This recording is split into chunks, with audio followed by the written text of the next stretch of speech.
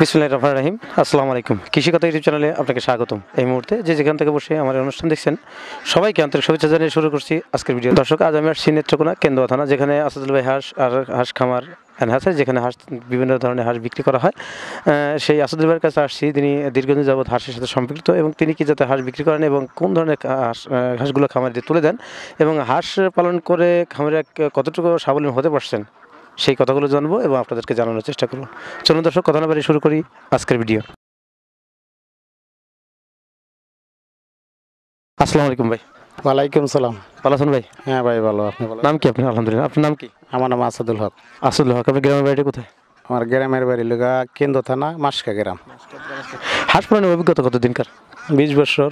বছর আর কি। এই যে হাঁসের সাথে আপনি সম্পৃক্ত, হাঁস পালনকে কতটুকু লাভবান হতে পারছে বা খামারি? হ্যাঁ, যারা নিতেছে এরা তো লাভবান হইতেছে, এমনকি আমিও লাভবান। হাঁস পালা তো অনেক লাভ। আপনি শুরুটা কিভাবে করছিলেন? শুরুটা প্রথম যখন এই জিংজিং হাঁস আসছে না, এই ক্যাম্বেল হাঁস আসছে না, তখন আমি দেশি হাঁস এই ডিম দিয়ে ফুটায় ফুটায় আস্তে আস্তে আস্তে আস্তে করলাম, এই ফুটায় ফার্ম করলাম। তখন 150টা এইভাবে হাঁস পালতাম। তখন দেখলাম হাঁসের মধ্যে এই অনেক লাভ।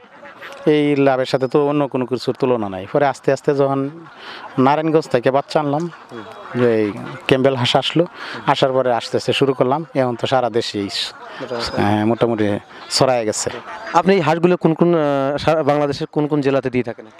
আমি দিতে টেটনাপ গেছে, চিটাগাং গেছে, চট্টগ্রাম গেছে, এরপরে আপনার এই বরগুনা গেছে, এই বরিশাল গেছে, খুলনা, এই ফরিদপুর, যশোর, মাগুরা, বিভিন্ন দেশে, মানে কয়টা সিলেট।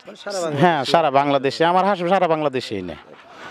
আপনারা মনে করেন যে কোন জাতের হাঁস দিয়ে খামারিরা খামার করলে লাভবান হতে পারে?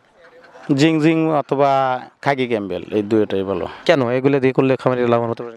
এইটার ডিম বেশি দেয়, আর এটা কাদা মাটি আর পানি নেই, যে কোনো জায়গায় সে খাইতে পারে। হাঁসের প্রধান খাবার কি? হাঁসের প্রধান খাবার হলো শামুক আর ধান। হাঁসের ডিম বৃদ্ধি করার জন্য আপনি কি কি খাবার দিয়ে থাকেন খামারিদের? যদি চলন্ত মানে বাহিরে খাদ্য খায়, তাহলে বাহিরে ফুক, মাহর, ধান, শামুক এইগুলোই খাইতে খায়, ডিম পারে বেশি। আর আবদ্ধ বস্তু হলে গম, হিট, ধান। সেক্ষেত্রে হাঁসে খামারি করে 1000 হাঁস থেকে কি পরিমাণ ডিম পেতে পারে? 1000 হাঁসের থেকে 700, 750, 800 পর্যন্ত ডিম একসাথে পারে। আবার 200 থাকবে, এই 200 পরে পারবো, ওই মানে এটি পারতে থাকবো আর এটি শুরু করতে থাকবো। আপনি এই যে হাঁসের এখন দাম কি রকম আর কি? এখন দাম আছে, এখন বর্তমানে নিচের বাজার 55,000, উপরে 60,000 পর্যন্ত আছে। তবে এই দাম তো থাকবে না, এখন আছে, কিছুদিন পরে কমে যাবে, হয়তো বাড়বে, আরো কমবে, এরকম। এই যে হঠাৎ করে হাঁসের দামটা বৃদ্ধি পাওয়ার কারণ কি? ওইটা খাবারের দাম বাড়তি, বাংলাদেশে সব কিছুর দাম বাড়তি। একটা গাড়িতে নিয়ে গেলে তেলের দাম বাড়তি, গাড়ির দাম বাড়তি, ডিমের দাম বাড়তি, হাঁসের দাম বাড়তি, একটা বাচ্চার দাম বাড়তি, সব দিক দিয়ে কাজের মানুষের দাম বাড়তি। এখন ডিজিটাল বাংলাদেশ না।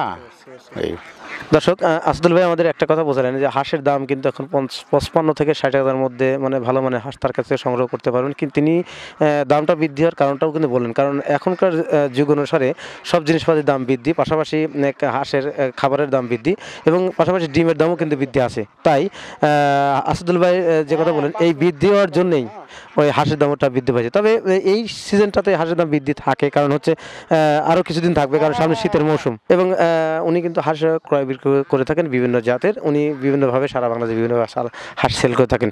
ওনার কাছ থেকে হাঁস নিয়ে হাঁসের খামারিরা অনেক লাভবান হতে পারছেন। ওনার অভিমত বললাম, আমরা শুনলাম এবং আপনাদেরকে জানালাম। তো যাদের হাঁস ক্রয় করার প্রয়োজন, যারা বিভিন্ন বয়সে হাঁস ক্রয় করতে চাচ্ছেন, আসাদুল ভাইয়ের ডিসক্রিপশনে নাম্বারটা দেওয়া থাকবে, পাশাপাশি ওনার ইমো নাম্বারটা ডিসক্রিপশনে দেওয়া থাকবে, এবং স্ক্রিনে নাম্বার দেওয়া থাকবে। ওনার সাথে সরাসরি যোগাযোগ করে হাঁস ক্রয় করুন। দর্শক, আসাদুল ভাই তার যে দুটো নাম্বার আছে, দুটো নাম্বারই অবশ্যই আপনাদের কাছে বলবে, এবং সেই নাম্বারগুলো নিলে আপনাদের সুবিধা হবে। তার সাথে সরাসরি যোগাযোগ করে তার এই স্থানে এসে হাঁস ক্রয় করুন। ভাই, আপনার ওই পার্সোনাল যে নাম্বারটা, সেই নাম্বারটা বলেন। আমার নাম্বারটা হলো 01713 54 86 47। আবার বলুন প্লিজ। 01713 54 86 47। শুধু কন্ট্যাক্ট নাম্বার, আপনার শুধু কন্ট্যাক্ট নাম্বারই আছে না ইমো নাম্বারও আছে? ইমো নাম্বারটা বলুন। 01716 36 88 38। 01716 36 88 38।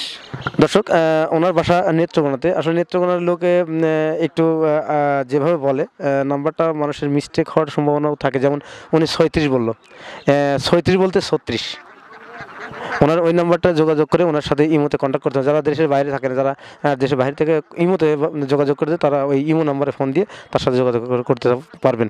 ওনার ওই নাম্বারটা অবশ্যই ডিসক্রিপশনে দিয়ে থাকবো। এই নাম্বারের সাথে যোগাযোগ করে আপনার নির্দিষ্ট জায়গায় এসে হাঁসগুলো ক্রয় করুন এবং খামার করুন, দেশ গড়ুন। এই প্রত্যাশা আজকে প্রতিবেদন এখানে সমাপ্ত করছি। ভালো থাকেন, সুস্থ থাকেন, আল্লাহ হাফেজ।